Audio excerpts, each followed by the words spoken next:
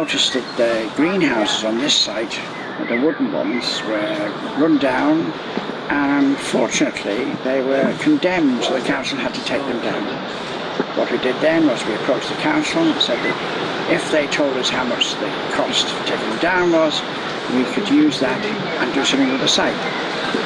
The council did that, and the cost was £10,000. We raised another £20,000, which we bought the polytunnel, and we have a 21-year lease on this site for the peppercorn mint. The idea is for a community gardening project, which, as you can see in the background, has since flourished. We've got plenty of volunteers, and so we're growing produce with raised beds. We have teams of volunteers who come and we do courses which are conducted by a very highly qualified horticulturist.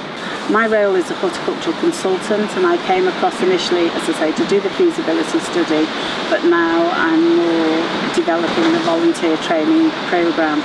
So I reckon within 12 months that this place will be certainly self-sufficient in terms of management and workers.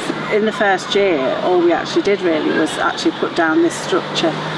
Before, there was lots of old greenhouses there.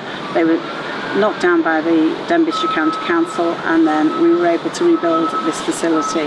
The first group of trainees have been through formal training in vegetable production, so the principles of vegetable production and the control of pest diseases and weeds. So that gives them the skills to actually run an allotment, whether it be in here or outside. Those first group of trainees are now in a position to train other trainees that are coming in, so if other volunteers come along, they have a peer mentor effectively. They're placed with one of the original volunteers, and that means that they are trained as they go along. I started here about September last year, 2014. I looked at the journal and there was an article there, so I just got up, got in my car and came straight down because it was the open afternoon was then.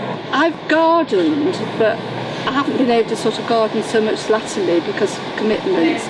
But this is a lovely way of sort of coming back and thinking about it from a different angle and going home and think, oh yeah, you know, it gives you enthusiasm, it refreshes you and makes things think in different ways, really.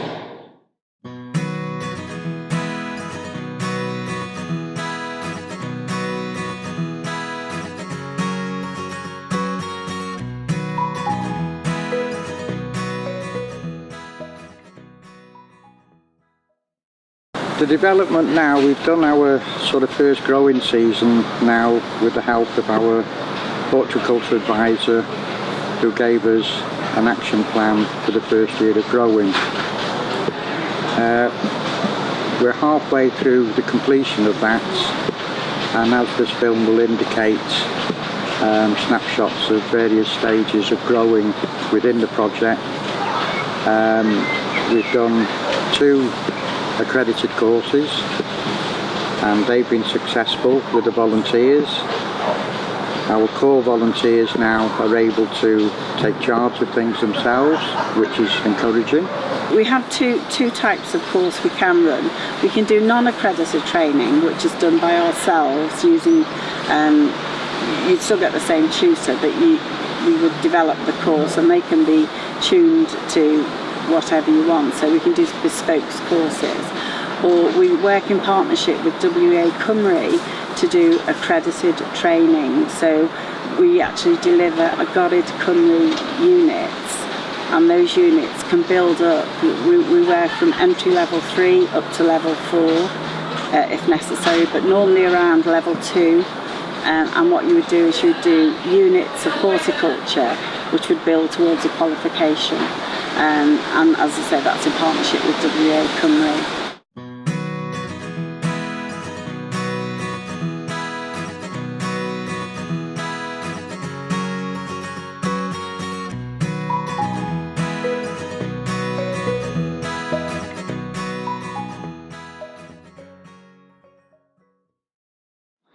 The main body of volunteers come every Wednesday.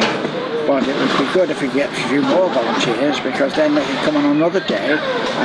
The day-to-day maintenance requires watering and attending.